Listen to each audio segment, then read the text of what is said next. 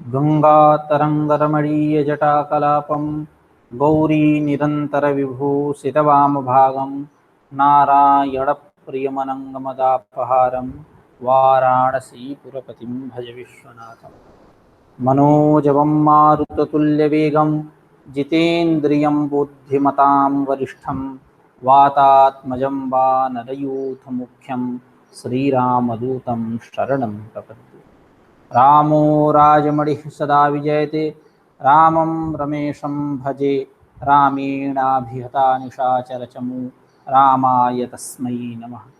रामान्नास्ति परायणं परतरं रामस्य दासोऽस्म्यहं रामे चित्तलयः सदा भवतु मे भो राम मामुद्धर। आज पुनः उपस्थित हुए हैं हम लोग इस उत्कर्ष नामक शास्त्राध्ययनोपक्रम के अंतर्गत सांख्य तत्व कौमुदी के चर्चा प्रसंग में। आप सभी प्रतिभागियों का हार्दिक स्वागत एवं अभिनंदन है। जैसा कि हम लोगों ने विगत पाठों में 49वीं कारिका पर्यंत यात्रा संपादित किया है, उसी यात्रा को गति देते हुए पाठ प्रारंभ करते हैं।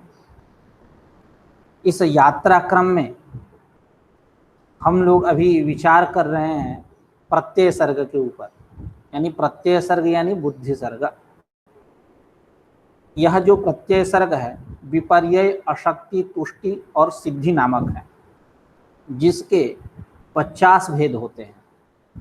5 विपर्यय के भेद होते हैं, 28 अशक्तियाँ होती हैं, अशक्ति के 28 भेद होते हैं, और 9 तुष्टियाँ हैं और 8 सिद्धियाँ हैं। तो इन चारों में विपर्यय, अशक्ति, तुष्टि और सिद्धि, इन चारों में हम लोगों ने विपर्यय और अशक्ति के विषय में जाना, इसके ऊपर विचार कर लिया। विपर्यय के 5 भेद होते हैं, जिसको हम अविद्या, स्मिता, राग, द्वेष, अभिनिवेश के भी नाम से जानते हैं, जिसको यदि दूसरे शब्दों में कहें तो तम, मोह, महामोह, तामिश्र, अंधतामिश्र इत्यादि। मतलब तम, मोह, महामोह, तामिश्र, अंधतामिश्र, इस मतलब 5 भेद होते हैं इसके विपर्यय के। और इसके 62 भेद होते हैं, मतलब तम के इतने भेद हैं। तम 8 प्रकार का है, मोह भी 8 प्रकार का है, महामोह 10 प्रकार का है, तामिश्र 18 प्रकार का है, अंधतामिश्र भी 18 प्रकार का है। इस प्रकार 8 8 16 16 10 26 26 और 14 44 44 और 14 62। तो अशक्ति के मतलब विपर्यय के 62 भेद हुए। अशक्ति पे चर्चा जब हुई थी तो अशक्ति जो है वो 28 प्रकार की बतलाई गई, उसके भेद 28 हुए थे। कल हम लोगों ने इस पे विचार भी किया, जिसमें 11 इंद्रियां, मतलब इनके बद्ध दोष, बद्ध यानी दोष, 11 इंद्रियों के 11 दोष और बुद्धिबद्ध यानी बुद्धि के 17 दोष। इस प्रकार 11 17 यानी 28 भेद इसके हुए अशक्ति के। अब क्रम आता है तुष्टि और सिद्धि का, तुष्टि का। तो उसी तुष्टि की चर्चा हम लोग करेंगे 50वीं कारिका के माध्यम से। 50वीं कारिका है आध्यात्मिक्यश्चतस्रः प्रकृत्योपादान काल भागाख्याः बाह्या विषयो परमात् पंचनव तुष्टयोभिमताः। यह 4 आध्यात्मिक तुष्टियां और 5 बाह्य तुष्टियां, विषयो परमात् बाह्याः तुष्टयः 5, इस प्रकार 9 तुष्टयोभिमताः सांख्याचार्यैः। सांख्याचार्यों को 9 तुष्टियां अभिमत हैं। जैसा कि आचार्य वाचस्पति मिश्र कह रहे हैं कि तुष्टिर्नवधा इत्युक्तम ताः परिगणयति। पूर्व विगत पाठों में हम लोगों ने विचार किया कि तुष्टि 9 प्रकार की होती है। तो तुष्टिर्नवधा इत्युक्तम कारिकया ईश्वर कृष्णेन वा, ईश्वर कृष्णेन तुष्टि नवधा इत्युक्तम, 9 प्रकार की यह बात उन्होंने बतलाया। ताह परिगणयति, उसी की परिगणना कर रहे हैं। ताह कर्म है, ताह मतलब तुष्टयः, तुष्टि ही, ताह तुष्टि ही परिगणयति, उन तुष्टियों की परिगणना कर रहे हैं, गणना कर रहे हैं, बता रहे हैं कि ये 9 प्रकार इस प्रकार से हो, तुष्टियां 9 प्रकार की होंगी। आध्यात्मिक्यः इति तुष्टिर्नवधा इत्युक्तम ताः परिगणयति आध्यात्मिक्यः इति, मतलब इस कारिका के माध्यम से। कारिका है आध्यात्मिक्यश्चतस्रः प्रकृत्युपादान काल भाग्याख्याः बाह्या विषयो परमात् पंचनव तुष्टयोभिमताः। सामान्य रूप से कारिका का क्या अर्थ है इससे पहले अवगत हो जाते हैं, उसके बाद आचार्य वाचस्पति मिश्र के शब्दावली में विचार करेंगे। प्रकृति, उपादान, काल और भाग्य नामक 4 आध्यात्मिक तुष्टियां होती हैं और 5 बाह्य तुष्टियां होती हैं। विषयों परमात्, विषयों से उपरम होने के कारण, उपरमो नाम वैराग्यम इति, जैसा कि आप लोग वेदांत सार से अवगत होंगे, उपरमणम उपरतिः विहितानां कर्मणां विधिना परित्यागः, ऐसी चर्चा सदानंद जी ने किया। तो उपरम का मतलब वेदांत परिभाषा में आएंगे तो एक चर्चा यह भी मिलती है कि उपरम शब्द संन्यास का वाचक है।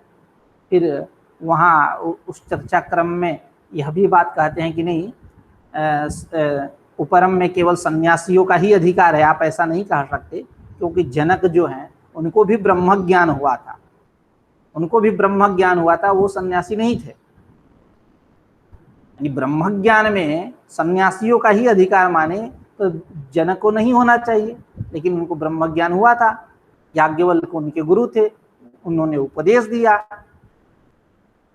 तो इस प्रकार उपरम शब्द संन्यासवाचक है, आप ऐसा नहीं कह सकते। ऐसी चर्चा वेदांत परिभाषा में भी मिलती है प्रयोजन परिच्छेद में। तो खैर यहाँ उपरम का मौलिक अर्थ हम लोग लेकर चलेंगे। उपरम मतलब वैराग्य।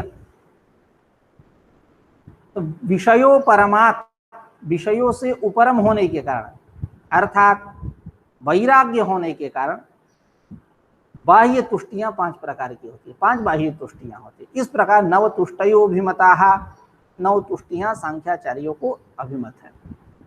आध्यात्मिक्यश्चतस्रः प्रकृत्योपादान काल भाग्याख्याः बाह्या विषयो परमात् पंचनव तुष्टयोभिमताः। अब आचार्य वाचस्पति मिश्र के शब्दावली में विचार करते हैं। इनकी शब्दावली क्या है, कैसे व्याख्या करते हैं इस कारिका की, किन किन बातों को रख रहे हैं, उनसे हम लोग परिचित होते हैं। तो आध्यात्मिक्यः प्रकृति व्यतिरिक्तः आत्मा अस्ति इति प्रतिपद्य ततोस्य श्रवण मननादिना विवेक साक्षात्काराय तु असदुपदेश तुष्टो यो न प्रयतते तस्य आध्यात्मिक्यश्चतस्रस्तुष्टयो भवन्ति। यानी आध्यात्मिक्यः उस पे विचार कर रहे हैं। प्रकृति व्यतिरिक्तः आत्मास्ति, प्रकृति से व्यतिरिक्त पृथक, सर्वथा पृथक आत्मा है। आत्मा कैसा है, प्रकृति से सर्वथा पृथक है। इति प्रतिपद्य, प्रतिपद्य यानी ज्ञात्वा, इस प्रकार जानकारी प्राप्त कर लेने पर, इस प्रकार का ज्ञान हो जाने पर, ततो अस्य श्रवण मननादिना विवेक साक्षात्काराय तु असदुपदेश तुष्टः यः न प्रयतते। ततः अस्य आत्मनः, उस आत्मा के विवेक साक्षात्कार के लिए न प्रयतते, जो प्रयत्न नहीं करता। प्रकृति से आत्मा अलग है, इस प्रकार जान करके उस आत्मा के विवेक साक्षात्कार के लिए, फल प्राप्ति के लिए, साक्षात्कार के लिए जो व्यक्ति न प्रयतते, प्रवृत्ति ही नहीं होता है। यानी असद उपदेश तुष्टः यह न प्रवर्तते। असद उपदेश से किसी ने उसको बरगला दिया, अरे झूठ मूठ का तुम आत्मा का उपासना कर रहे हो, इसकी उपासना मत करो, तो असद उपदेश से वह प्रवृत्त नहीं हुआ। तस्य, ऐसे व्यक्ति को 4 आध्यात्मिक तुष्टियां होती है। तस्य आध्यात्मिक्यश्चतस्रः तुष्टयः भवन्ति, उसको 4 ये आध्यात्मिक तुष्टियां होती हैं, प्रकृति, उपादान, काल और भाग्य नामक।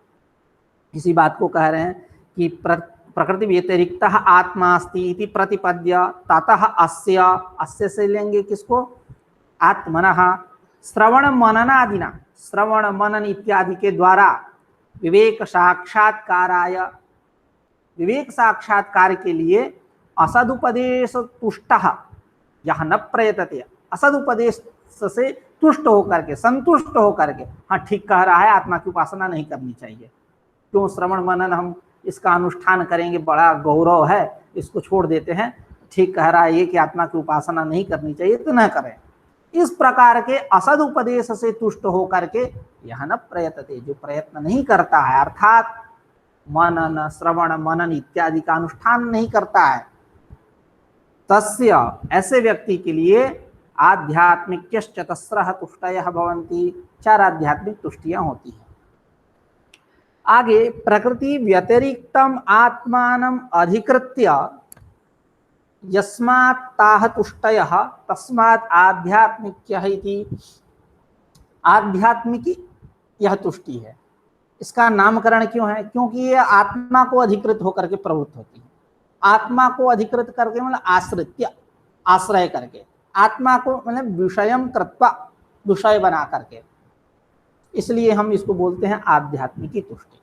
इसी बात को करें, प्रकृति व्यतिरिक्तम आत्मानम अधिकृत्य, आत्मा कैसा है? प्रकृति से व्यतिरिक्त है, प्रकृति व्यतिरिक्त आत्मा का आत्मानम अधिकृत्य मतलब आश्रित्य, उस आत्मा को अधिकृत करके यस्मात् ताः तुष्टयः, यस्मात् हेतु हो इमाः तुष्टयः भवन्ति, ताः तुष्टयः भवन्ति, तस्मात् आध्यात्मिक्यः, इसलिए इन तुष्टियों को हम आध्यात्मिक तुष्टियां के नाम से जानते हैं, आध्यात्मिक तुष्टियों के नाम से जानते हैं। काह ताह इत्यतः आहा, वो कौन है आध्यात्मिक तुष्टियां? तो कह रहे हैं इत्यतः आहा। यदि आप ऐसी जिज्ञासा करोगे तो सुनो, उसका समाधान ये है, प्रकृत्योपादान काल भाग्याख्याः, प्रकृति उपादान काल और भाग्य नामक यही 4 आध्यात्मिक तुष्टियां। प्रकृत्यादि ही आख्या, समास कर रहे हैं, प्रकृत्यादि ही आख्या याशाम ताह तथोक्ताः, यानी प्रकृत्यादि ही आख्या, प्रकृति उपा आदि से लीजिए, प्रकृति उपादान काल भाग्य, तो प्रकृत्यादि ही आख्या, आख्या मतलब नाम, याशाम यानी तुष्टि नाम, ताह तुष्टयः तथोक्ताः यानी प्रकृति उपादान काल भाग्याख्याः, इस नाम से तुष्टियां जानी जाती हैं। तत्र प्रकृत्याख्या तुष्टिर्यथा कस्यचिद उपदेशे विवेक साक्षात्कारो हि प्रकृति परिणाम भेदस्तंच प्रकृतिरेव करोति इति कृतं तद्ध्यानाभ्यासेन तस्मादेव एवं एव आस्वत्स इति, यानी तत्र मतलब तासु चतस्रिषु तुष्टिषु मध्ये, इन तुष्टियों 4 प्रकार की जो तुष्टियां हैं इनके मध्य में जो प्रकृति नामक तुष्टि है, क्योंकि प्रकृति प्रथमोपस्थितत्वात् उसी की चर्चा कर रहे हैं, उसी क्रम से चर्चा करेंगे जिस क्रम से उल्लेख किया। तो प्रकृत्याख्या तुष्टि क्या है तो उसी को बतला रहे हैं। प्रकृत्याख्या तुष्टिर यथा कस्यचिद उपदेशे विवेक साक्षात्कारो ही प्रकृति परिणाम भेदः, किसी ने उपदेश दिया किसी शिष्य को, दुर्जन गुरु उपदेश दिया क्या कि यह जो विवेक साक्षात्कार है, यह विवेक साक्षात्कार प्रकृति का परिणाम ही है, प्रकृति भेद ही है, तद अतिरिक्त नहीं है। यह जो विवेक साक्षात्कार है जिसके लिए तुम मनन निधिध्यासन को लेकर के, सामग्री को लेकर के प्रवृत्त हो रहे हो, यह प्रकृति का परिणाम ही है, प्रकृति का भेद ही है। इसलिए कृतम तद ध्यानाभ्यासेन, उस आत्मा का ध्यानाभ्यास करने की कोई आवश्यकता नहीं। इस प्रकार के उपदेश को सुनने के बाद जो संतुष्ट हो गया उसको कैसी तुष्टि हुई? प्रकृत्याख्या तुष्टि हुई, प्रकृति नामक तुष्टि हुई, जिसको अंभः इस नाम से भी जानते हैं। इसकी आख्या अंभः भी है। इसी को कह रहे हैं कि कस्यचिद उपदेशे, कस्यचित पुरुषस्य गुरोः वा, सज्जन हो या दुर्जन ये विषय अलग है, क्योंकि एक दर्शन अनुयायी जो रहेंगे उसके प्रति जो दूसरे दर्शन अनुयायी रहेंगे वो ईर्ष्या के पात्र रहते हैं। खैर कोई विषय, ये दूसरी बात है, वो सज्जन हो दुर्जन हो इससे कोई मतलब नहीं है। प्रकृत स्थल में कस्यचिद उपदेशे, कस्यचिद पुरुषस्य गुरोः उपदेशे विवेक साक्षात्कार ही प्रकृति परिणाम भेद। यह विवेक साक्षात्कार कैसा है? प्रकृति परिणाम भेद है। तंच प्रकृतिरेव करोति, तंच भेदम विवेक साक्षात प्रकृति परिणाम भेदम, विवेक साक्षात्कारम, इस विवेक साक्षात्कार को प्रकृतिरेव करोति, प्रकृतिरेव संपादयति, प्रकृति ही संपादित करती है। कृतम तदा तद ध्यानाभ्यासेन, पुरुष के ध्यान अभ्यास की कोई आवश्यकता नहीं है, व्यर्थ है जो तुम पुरुष का ध्यान अभ्यास कर रहे हो। तस्मात् एवं एव आत्स्व वत्स, इसलिए हे वत्स तुम एवं एव आत्स्व, आत्स्व तिष्ठा, तुम ऐसा ही रहो जिस कंडीशन में हो, ज्यादा ध्यान अभ्यास करने की कोई आवश्यकता नहीं, इस प्रकार उपदेश दिया। तो तस्मात् एवं एव आत्स्व, आत्स्व वत्स, हे वत्स, हे पुत्र तुम इसी प्रकार तिष्ठा रहो, ध्यानाभ्यास करने की कोई आवश्यकता नहीं। सेयम उपदेष्टव्यस्य शिष्यस्य या तुष्टि, इस प्रकार जो उपदेष्टव्य, कौन? शिष्य। उपदेष्टा अलग, उपदेष्टव्य कौन हुआ? शिष्य। इस प्रकार उपदेष्टव्यस्य शिष्यस्य या तुष्टि, तस्य वचने या सृष्टि, तस्य यद्वचनं तत्श्रुत्वा तस्य प्रकृति विषयिणी या तुष्टि, यह जो तुष्टि है सा प्रकृतौ, प्रकृति विषयिणी मतलब वैषयिक सप्तमी, तस्य सेयम उपदेष्टव्य शिष्यस्य या तुष्टि प्रकृतौ, सा तुष्टि ही प्रकृत्याख्या, यह तुष्टि प्रकृति नामक है, जिसको हम अम्भः इत्युच्यते, अम्भ के नाम से भी जानते हैं। ये जो चार तुष्टियां हैं इनके तत्तद नाम, प्रकृति की आख्या हो गई अम्भ, और विकृति क्या बोलते हैं, प्रकृति उपादान की आख्या है सलिल, काल की आख्या क्या है? ओघ, और भाग्य की प्रकृति उपादान काल भाग्याख्या, भाग्य, भाग्य नामक जो तुष्टि है इसकी आख्या क्या है? वृष्टि। इस प्रकार पांच जो बाह्य तुष्टियां हैं उनकी भी सुपार, सुपार, पारा, पार इत्यादि करके वृष्टि करके तमाम आख्याएं अभी बतलाएंगे आचार्य। तो अब दूसरी जो तुष्टि है उपादान, उपादान, इस तुष्टि पे विचार कर रहे हैं। या तो प्राकृत्यपि विवेक ख्यातिर्नसा प्रकृति मात्रात् भवति, मा भूत सर्वस्य सर्वदा तन्मात्रस्य सर्वान् प्रत्यविशेषात् प्रवज्यायास्तु सा भवति, तस्मात् प्रवज्याम उपादधीथाः कृतं ते ध्यानाभ्यासेन आयुष्मन् इति उपदेशे या तुष्टिः सोपादानाख्या सलिलम् उच्यते। यह सलिल सृष्टि है, नहीं उपादानाख्य, यह तुष्टि है जिसको हम सलिल भी बोलते हैं। या प्रकृत्यापि, ठीक है, या प्रकृत्यापि, प्रकृत्यापि का मतलब क्या है कि प्रकृति परिणाम विशेषादपि, यह विवेक साक्षात्कार कैसा है? प्रकृति का परिणाम विशेष है, प्रकृति भेद है। या प्रकृत्यापि विवेक ख्याति ही, यह विवेक ख्याति, विवेक साक्षात्कार, विवेक ज्ञान कह लीजिए, यह प्रकृति का परिणाम भेद है। नसा प्रकृति मात्रात् भवति, यह विवेक ख्याति केवल प्रकृति से नहीं होती, केवल प्रकृति बैठ करके चलो मैं मान लिया कि यह प्रकृति का परिणाम भेद है विवेक ख्याति, विवेक साक्षात्कार, लेकिन यह विवेक साक्षात्कार केवल प्रकृति से नहीं होता। नसा प्रकृति मात्रात् भवति, क्योंकि यदि हम प्रकृति से मानने लगे तो मा भूत सर्वस्य सर्वदा, तो यह प्रकृति जो है सबसे संश्लिष्ट है, सर्वत्र अनुस्यूत है, सर्वत्र व्यापक है, सबके साथ इसका संबंध है, तो सबको भी सर्वस्य सर्वदा, सभी को होने लगे सृष्टि, सबकी सभी को विवेक साक्षात्कार होने लगे, क्योंकि तन्मात्रस्य सर्वान् प्रत्यविशेषात्, तन्मात्रस्य, तन्मात्रस्य यानी प्रकृति मात्रस्य, यह प्रकृति मात्र जो है सर्वान् प्रत्यविशेषात्, सर्वान् पदार्थान् अपि अविशेषा, सभी पदार्थों के प्रति यह विशेष है, सामान्य है, इस प्रकार सभी को होने लगे विवेक साक्षात्कार। यानी यह विवेक साक्षात्कार, चलो मैं मान लिया कि प्रकृति का परिणाम है, प्रकृति का भेद है, लेकिन यह विवेक साक्षात्कार केवल प्रकृति से नहीं संपन्न होता है, यदि हम माने केवल प्रकृति से यह विवेक साक्षात्कार संपन्न होता है, तमाभूत सर्वस्य सर्वदा, तो सभी को विवेक साक्षात्कार होने लगे। लेकिन माँ ऐसा इष्ट नहीं है। माँ भूत सर्वस्य सर्वदा, सभी व्यक्ति को सर्वदा विवेक साक्षात्कार न हो, इसलिए हम कहेंगे कि केवल प्रकृति से यह विवेक साक्षात्कार उत्पन्न नहीं होता। क्योंकि यदि हम ऐसा माने तो क्या समस्या आ जाएगी, तन्मात्रस्य सर्वान् प्रति अविशेषात्, यह जो प्रकृति है यह सभी के प्रति अविशेष है, तो सभी को विवेक साक्षात्कार होने लगेगा। इस प्रकार तो प्रकृति मात्र से नहीं होती है विवेक ख्याति, तो किससे होती है? केवल प्रकृति मात्र से नहीं होती है। तो दूसरा प्रकार बता, कह रहे हैं है ना प्रकार, दूसरा प्रकार है प्रवज्या यानी संन्यास।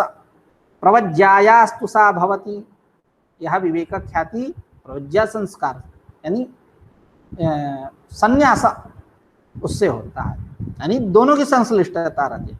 तस्मात् प्रवज्याम उपादधीतः, इसलिए तुम प्रवज्या यानी संन्यास को ग्रहण करो। ये उपादान आ गया, उपादान का मतलब हो ग्रहण करना।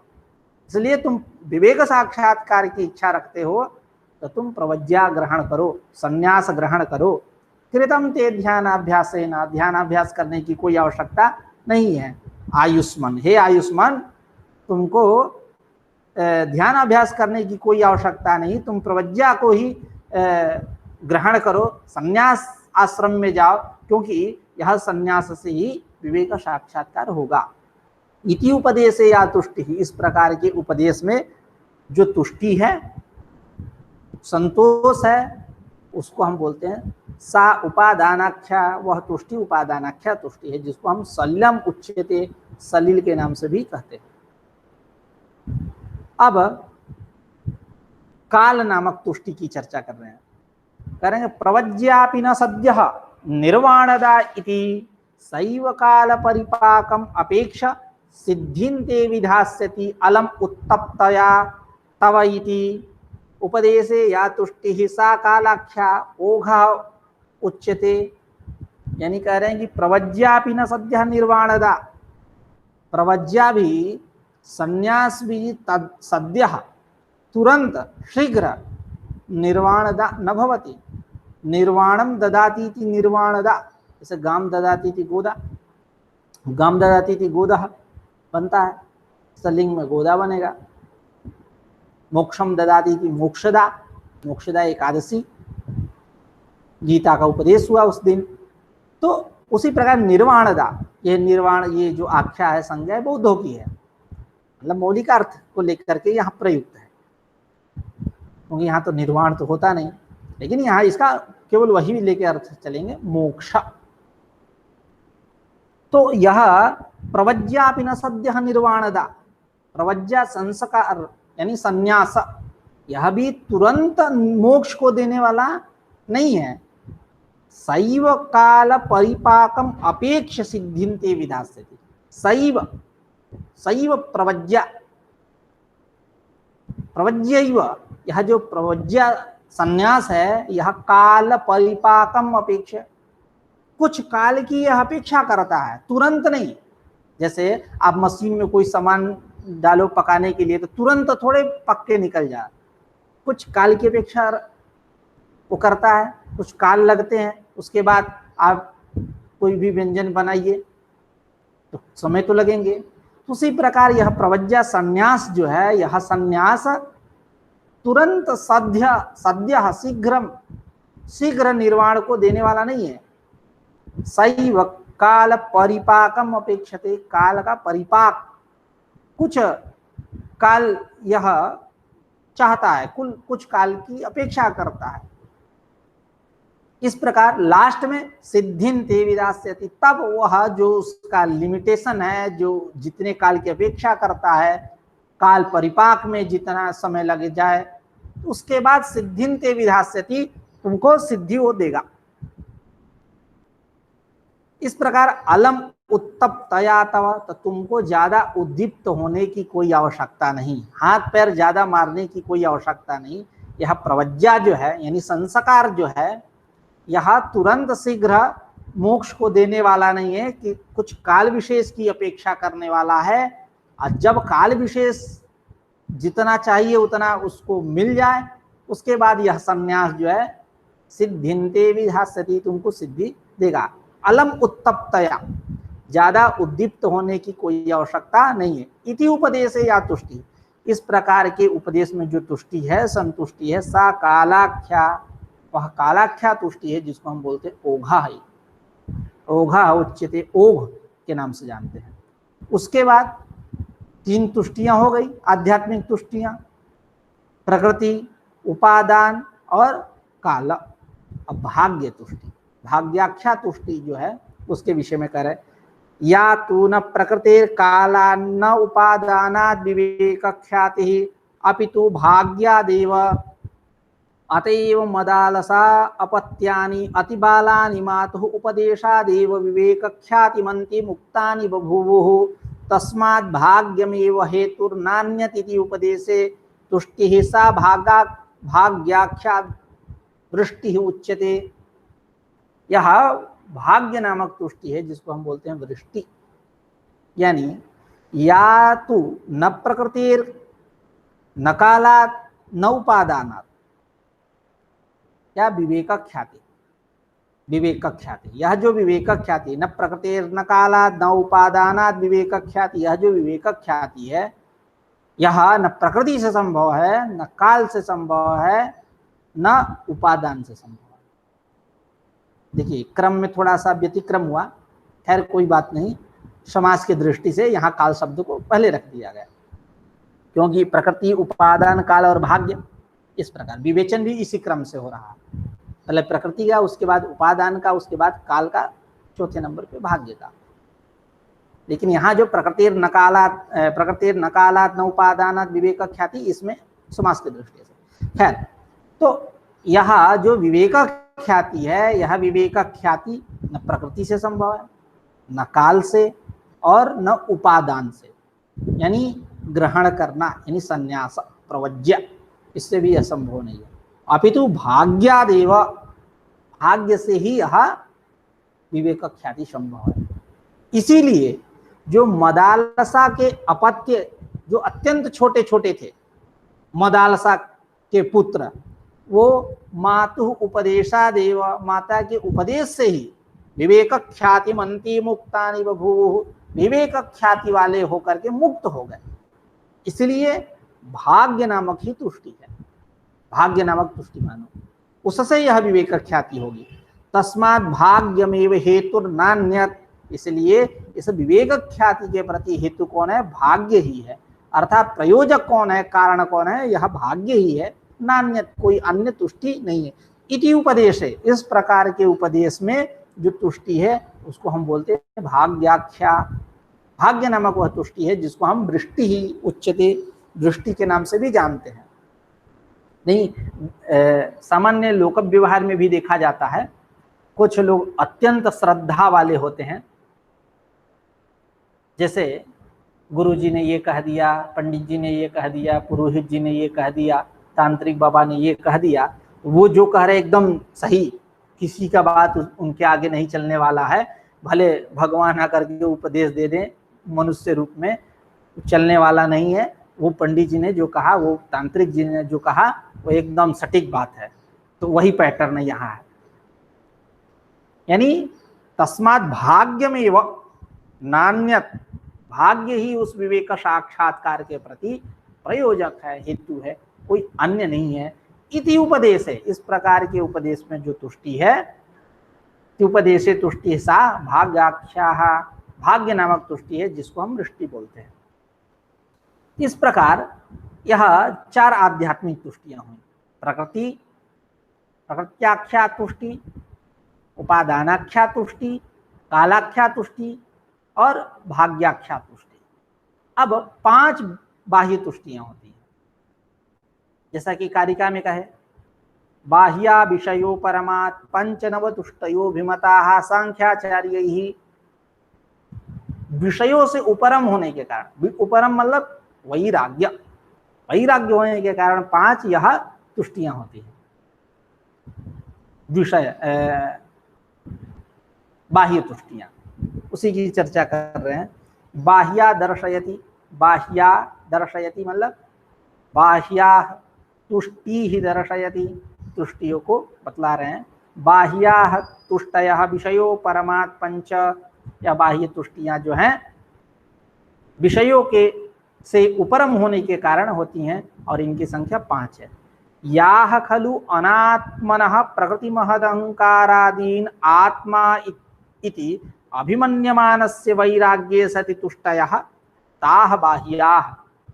कह रहे हैं याह खलु अनात्मनः यानी कौन, त प्रकृति महदहंकारादीन कर्म, प्रकृति को, महत्त्व को, अहंकार को, जो यह अनात्मा है, आत्मा नहीं है, जड़ है, अनित्य है।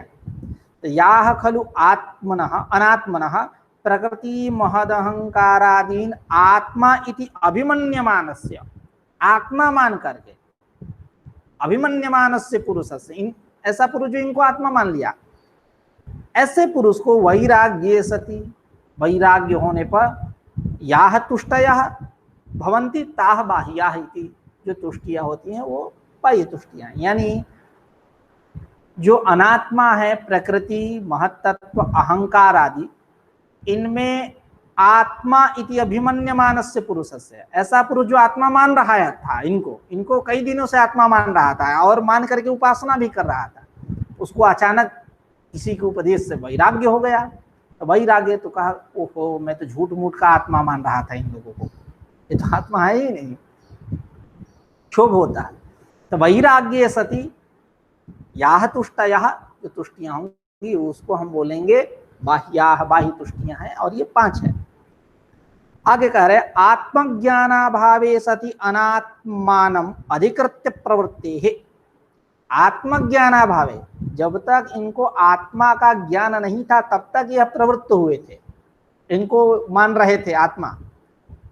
आत्मज्ञानाभावे सति अनात्मानम अधिकृत्य प्रवृत्ते, आत्मज्ञानाभाव होने पर यानी अनात्मा का अनात्मा को अधिकृत करके, अनात्मा को आश्रय बना करके इनकी प्रवृत्ति होती है।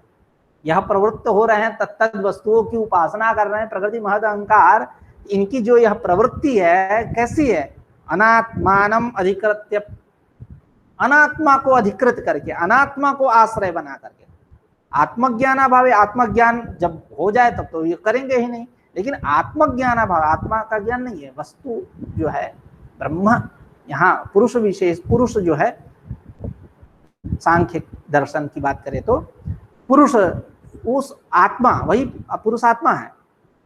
तो आत्मज्ञान, अब आत्मा का ज्ञान ना होने पर सती अनात्मानम अधिकृत्य, अनात्मा को अधिकृत करके, विषय करके, आश्रय बना करके ये इनकी यह प्रवृत्ति होती है। ताश्च वैराग्ये सति तुष्टयः इति वैराग्य हेतु पंचत्वात् वैराग्याण्यपि पंच तत्पंचत्वात् तुष्टयः पंच इति। अरे कि वैराग्य इसके 5 हेतु हैं, इसलिए वैराग्य भी 5 प्रकार का है, तद हेतु जो है वो भी 5 प्रकार का है। कह रहे हैं इसी को ताश्च वैराग्ये सति तुष्टयः, ताश्च तुष्टयः, यह जो तुष्टियां हैं, वैराग्ये सति, उपरमे सति, उपरम होने पर, ताश्च वैराग्ये सति तुष्टयः वैराग्य हेतु पंचत्वात्, वैराग्य का हेतु जो वह 5 प्रकार का है, पंचत्वात् 5 प्रकार होने से वैराग्याण्यपि पंच, वैराग्य भी 5 प्रकार का है। अतः पंचत्वात्, ऐसे वैराग्य के 5 होने से तुष्टयः पंच इति, तुष्टियां भी 5 हो गई। जो कहे ना पंच बाह्या विषयो परमात् पंच, पंच तुष्टयः, ये 5 संज्ञा, 5 संख्या जो है उसको बतला रहे हैं कि ताश्च तुष्टयः वैराग्ये सति भवन्ति, यह तुष्टियां जो हैं वैराग्य होने पर होती हैं। इति वैराग्य हेतु पंचत्वात्, वैराग्य का हेतु 5 है, 5 होने से, वैराग्य का हेतु 5 होने से वैराग्याण्यपि, वैराग्याण्यपि पंच, वैराग्य भी 5 है।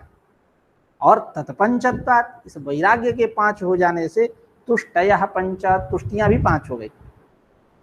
अब तब से उपरम उपरम उपरम की चर्चा हो रही है, अब उपरम का यहाँ निर्वचन कर रहे हैं, करेंगे उपरम मतलब वैराग्य ही होता है, क्योंकि बाह्या विषयो परमा, वहां उपरम शब्द दिया गया। उपरम्यते अनेन उपरमः वैराग्यम, यही उपरम यानी वैराग्य। विषयात उपरमः विषयो परमः, समास पंचमी समास। विषयात विषयों से उपरम होना, विषयात उपरमः विषयो परमः। विषया, और विषय कौन है जिनसे उपरम हो रहा है, संन्यास हो रहा है, वैराग्य हो रहा है। कह रहे विषया भोग्या शब्दादयः पंच, जैसा कि पूर्व में भी हम लोगों ने कल के पाठ में विचार किया, शब्दादि क्या भोग्य विषय है। तो विषया यानी भोग्या कौन है, तो शब्दादयः पंच, शब्दादि पांच यही है विषय, भोग्य है, यही भोग्य है, यही विषय है। उपरमाः अपि पंच, उपरम भी पांच है, विषयाः भोग्याः शब्दादयः पंच, पंच संख्यकाः इमे सन्ति शब्दादयः। उपरमाः अपि पंच, उपरम भी पांच प्रकार का, तथा ही, इसी को, ये पांच प्रकार का जो उपरम है इसी को बतला रहे हैं। तथा ही अर्जन रक्षण क्षय भोग हिंसा दोष दर्शन हेतु जन्मानः पंचोपरमाः भवन्ति। एक एक का बहुत सुंदर सुंदर उदाहरण देंगे आचार्य वाचस्पति मिश्र। अर्जन इकट्ठा करना, रक्षण, सब ऐसे शब्द हैं जिससे आप पूर्व परिचित होंगे। अर्जन, रक्षण, क्षय, भोग, हिंसा, ये पांच। रक्षण अर्जन क्रमशः यही है, उसकी व्याख्या भी इसी प्रकार से होगी। अर्जन रक्षण क्षय भोग हिंसा दोष दर्शन हेतु जन्माना, ये कैसे हैं, दोष है। इन दोषों, दोष दर्शन का जो हेतु, उस हेतु से जो उत्पन्न जन्माना, मतलब दोष देख लिया गया इनमें, दोष के कारण उत्पन्न, दोष है तभी उसकी निवृत्ति हो रही है इन सब से, कि अर्जन ठीक नहीं है, बहुत सारा दुख देने वाला है इत्यादि, यह रक्षण भी ठीक नहीं है, मैं बचा के रखूंगा, बाढ़ हो आएगा सब दह जाएगा, इस प्रकार कष्ट देने वाला है।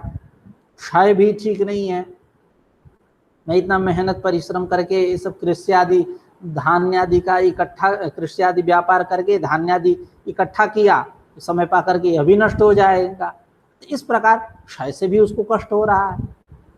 ये सब क्या है, दोष है। इसलिए उनसे समझ करके ऐसा वैराग्य हो रहा है उन लोगों को इन विषयों से। इस प्रकार यह दोष दर्शन, एक तरह से यूं कहा है दोष दर्शन हुआ, तब उसकी निवृत्ति हो रही है, निवृत्ति उपरम हो रहा है, वैराग्य हो रहा है। एक एक का सुंदर उदाहरण अभी आचार्य वाचस्पति मिश्र देंगे। तो अर्जन रक्षण क्षय भोग हिंसा, पांच, अर्जन रक्षण क्षय भोग हिंसा दोष दर्शन हेतु जन्माना, इनमें दोष दर्शन के कारण उत्पन्न जो वैराग्य, ये उपरम, यह पांच है। तो उसी को अर्जन रक्षण क्षय भोग हिंसा दोष दर्शन हेतु जन्मानः पंच उपरमाः। अर्जन रक्षण क्षय भोग हिंसा इत्यादि में दोष दर्शन के कारण उत्पन्न जो उपरम, यह पांच प्रकार के होते हैं। एक एक का उदाहरण दे रहे हैं। तथा ही सेवादयः धनार्जनोपायाः ते च सेवकादीन दुःखा करोति। पहले अर्जन को ले लिए, सेवादयः धनार्जनोपायाः, सेवादि कैसे हैं, ये धनार्जन के उपाय हैं। यह सेवा, आप मान लीजिए भारत सरकार को सेवा दे रहे हो या किसी अन्य को सेवा दे रहे हैं, तो यह जो सेवादि हैं, यह सेवादि धनार्जन के तो उपाय हैं, अर्जन के उपाय हैं। सेवादयः धनार्जनोपायाः, लेकिन ते च सेवकादीन दुःखा करोति, यह उपाय जो है ते च उपायाः धनार्जनोपायाः सेवादयः, यह जो सेवादि हैं सेवकादीन दुःखा करोति, सेवकादियों को अत्यंत दुखित करते हैं। यह उपाय कैसे, एक सुंदर सा यहाँ दृष्टांत दे रहे हैं आचार्य वाचस्पति मिश्र। दृप्यद्दुरीश्वरद्वाह स्थदंडी चंद्रार्ध चंद्रजाम वेदनां भावयन् प्राज्ञः कः सेवा स्वनुसज्यते। यानी दृप्यत दुरीश्वर द्वास, यानी दृप्यत, दृप्यत मतलब दर्प दृप्त, दर्प दृप्त, दर्प मतलब घमंड, उससे दृप्त हो गया। जैसे वेदांत में ब्रह्मज्ञानी के जो अधिकारी है वह एकदम दृप्त होता है। अनल दीप्त शिरा जलराशिम्युपहार पाणि श्रोत्रियम ब्रह्मनिष्ठम तमनुसरति। एकदम अब ब्रह्म मतलब साधन चतुष्टय संपन्न हुआ, प्रमाता हुआ, बस उसको ब्रह्म ज्ञान की जिज्ञासा रहती है, अब गुरु जी को ढूंढता रहता है। उसी प्रकार दृप्त मतलब एकदम घमंड से, जैसे रावण वो दृप्य दर्पद दृप्त था, दर्पद दृप्त यानी घमंड से एकदम जल रहा था। तो दृप्य दर्पद दृप्त जो दुरीश्वर यानी दुष्ट स्वामी, उस दुष्ट स्वामी के द्वार पर स्थित जो दंडी है, दंड अस्य स्थिति दंडी, जो द्वारपाल है वह द्वारपाल चंडार्ध चंद्रजाम, चंड मतलब कठिन, कठिनाई को झेलता है। अर्ध चंद्रजाम, अर्ध चंद्रमा को आप देखिए जैसे झुका हुआ लगता है, ठीक उसी प्रकार सर को झुका करके खड़ा है, द्वारपाल का काम कर रहा है। उसका स्वामी कैसा है? दर्पदृप्त स्वामी है। दर्पदृप्त यानी अत्यंत घमंड वाला है। ऐसा जो दुरीश्वर स्वामी, उसके द्वार पर स्थित जो दंड को धारण करने वाला जो द्वारपाल, जो अत्यंत कठिनता पूर्वक कठिनाइयों को झेलते हुए अर्ध चंद्रमा के समान सर को झुकाया हुआ है। जी मालिक, बोलने वाला, करने वाला, ऐसा जो व्यक्ति है जो इस प्रकार का व्यवहार कर रहा है, द्वारपाल का काम कर रहा है, वो वेदनाम भावयन, क्या सहता है, क्या झेलता है? केवल वेदना को झेलता है। वेदनाम भावयन, वेदना को झेलता है।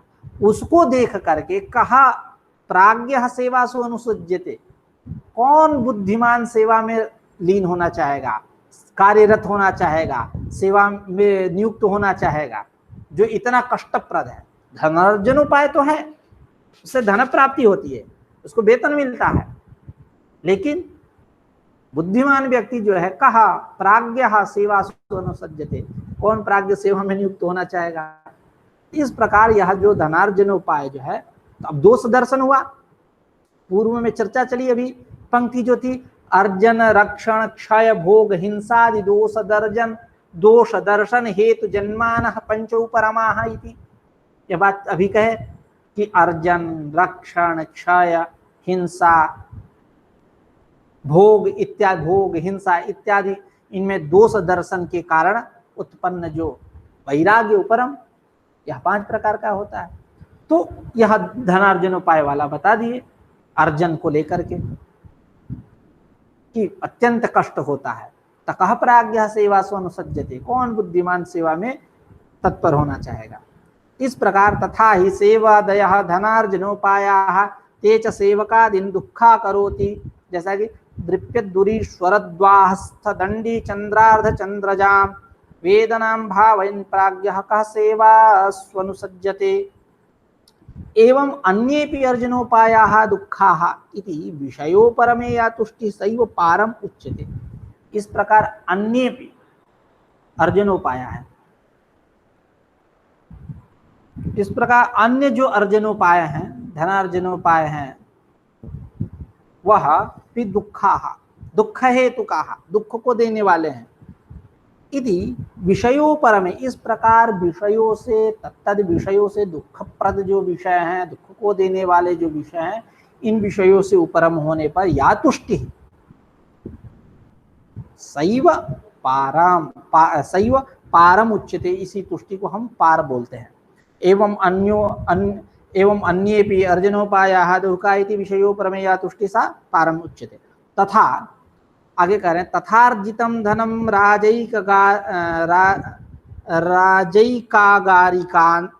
राजैकागारिकाग्निजलौघादिभ्यः विनक्षतीति तदरक्षणे महद्दुःखम् इति भावयतः विषयोपरमे या तुष्टिः सा द्वितीया सुपारम उच्यते।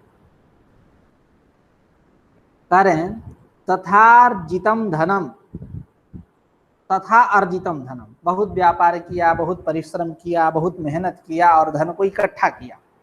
तथा अर्जितम धनम, वह अर्जित जो धन है उसका, जिस व्यक्ति ने ऐसा व्यापार किया, परिश्रम किया, परिश्रम से इकट्ठा किया, उसका वह जो धन है, राजा एकागारिक, एकागारिक मतलब चोरा, और अग्नि और जलौघ, जलौघ बोलते हैं बाढ़ को,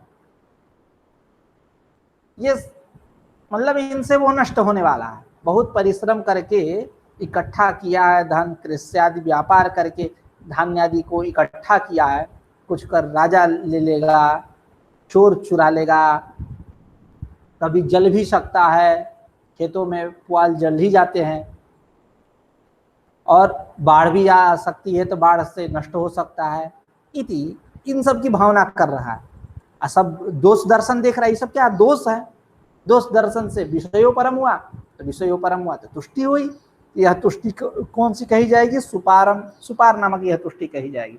उसी को कह रहे, उसी को कह रहे हैं तथार्जितम धनम राजैकागारिकाग्निजलौघादिभ्यः विनक्ष्यति तद रक्षणे महद दुखम, उसके रक्षण में महान दुख है, इति भावयत है, ऐसी भावना करता हुआ विषयोपरमे या तुष्टि, विषयों से उपरम हुआ, उपरमे सति या तुष्टि, तस्य पुरुष से, उस पुरुष की जो तुष्टि है, सा द्वितीय, द्वितीय तुष्टि है, उसको हम बोलते हैं सुपारम उच्यते, सुपार कहते हैं। अब दो हो गए विषयोपरम, तीन बचे और उनकी चर्चा कर रहे हैं। तथा महता आयासेन अर्जितम धनम भुज्यमानं क्षीयते तत्प्रक्षयं भावयतो विषयोपरमे या तुष्टि सा तृतीया पारापारमुच्यते। अरे महता आयासेन अर्जितम धनम, बहुत परिश्रम करके मेहनत करके धन को अर्जित किया, महता आयासेन अर्जितम धनम भुज्यमानं क्षीयते, यदि उसको हम खाने लगे समय पा करके नष्ट हो जाए, क्षीणे पुण्य मर्त्य लोकम विशंति, जब खाते रहेंगे तो नष्ट तो होगा ही।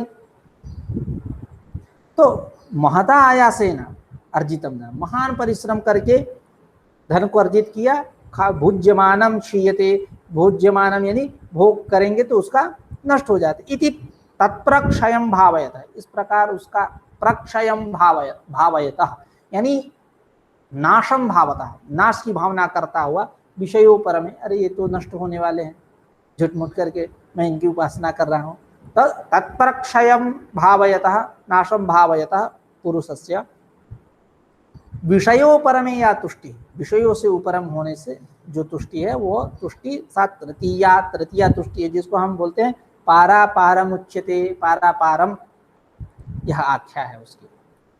एवं शब्दादि भोगाभ्यासात् प्रवर्तन्ते कामाः ते च विषया प्राप्तौ कामिनं दुःखा करोति इति भोगदोषं भावयतः विषयोपरमे या तुष्टिः सा चतुर्थी अनुत्तमाम्भा उच्यते। यानी कह रहे हैं एवं शब्दादि भोगाभ्यासात्, शब्दादि भोगाभ्यासात् मतलब शब्दादि तो भोग्य है, यह भोग क्यों कह रहे हैं, इसका तात्पर्य है कि शब्दादि भोगाभ्यासात् मतलब शब्दादीनां विषयाणां भोगाभ्यासात्, शब्दादि विषयों का बार बार भोग करने पर तो भोग्य है, भोग्यता ही रहेगी, लेकिन आप क्या करोगे, भोग करोगे उसका, जैसे कहते हैं ना कि भगवान के लिए चढ़ा रहे हैं भोग लगाने के लिए, तो उसी प्रकार शब्दादि भोगाभ्यासात् प्रवर्तन्ते कामाः, शब्दादि मतलब शब्दादीनां विषयाणां भोगाभ्यासात्, पौनः पुण्येन भोगेन, शब्दादि जो भोग्य हैं, विषय हैं, इन विषयों का बार बार अब भोग करने से प्रवर्तन्ते कामाः, कामनाएं बढ़ती हैं, बहुत सारे कामनाएं होती हैं, तेच विषया प्राप्तो कामिनम दुःखा करोति, तेच कामाः, और ये जो काम है विषय के अप्राप्त होने पर, तदनुकूल विषय प्राप्त ना हो तो क्या करते हैं, कामिनम दुःखा करोति, कामी जो पुरुष है, कामनाओं को चाहने वाला, उसको दुःखा करोति, दुख देते हैं, इति भोग दोषम भावयता, इस प्रकार क्या कहा, भोग में दोष है, तो भोग में दोष की भावना करके भावयतः, भोग दोषम भावयतः पुरुष से, उसका विशेषण पुरुष, ऐसे पुरुष का विषयों परमे या तुष्टि, विषयों से उपरम होने पर, एतद विषय, यह जो विषय है इस विषय से उपरम होने पर, वैराग्य होने पर, या तुष्टि, जो तुष्टि है, सा चतुर्थी, चतुर्थी तुष्टि है, यानी भोगाख्या तुष्टि है, जिसको हम बोलते हैं अनुत्तमांभ उच्यते, अनुत्तमांभ। और पांचवी जो बाह्य तुष्टि है उसके विषय में कह रहे हैं, एवं नानुपहत्य भूतानि विषयोपभोगः संभवतीति हिंसा दोष दर्शनात् विषयोपरमे या तुष्टि सा पंचमी उत्तमांभ उच्यते। कह रहे हैं कि एवं नानुपहत्य भूतानि, न को हटाएंगे अभी, अनुपहत्य भूतानि मतलब भूतों का बिना भोग किए, भोगम बिना, भोगम भोग संपाद्यम बिना, भोग का संपादन किए बिना, मतलब बिना भोग किए, न को अभी बाद में जोड़ेंगे।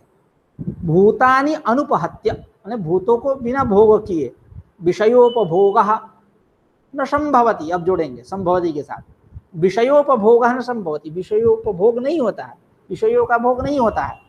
नहीं, कहने का तात्पर्य क्या है कि जब तक आप भूतों का भोग न कर लें तब तक विषयोपभोग नहीं हो सकता, संभवति न संभवति, उसी को करें एवं नानुपहत्य भूतानि विषयोपभोगः संभवति इति दो हिंसा दोष दर्शनात्, भूत सस्य आदि ले लीजिए, सब में जीव हैं, इति हिंसा दोष दर्शनात्, भूतों का जब भोग करेंगे, प्राणी, भूत का अर्थ होता है प्राणी भी,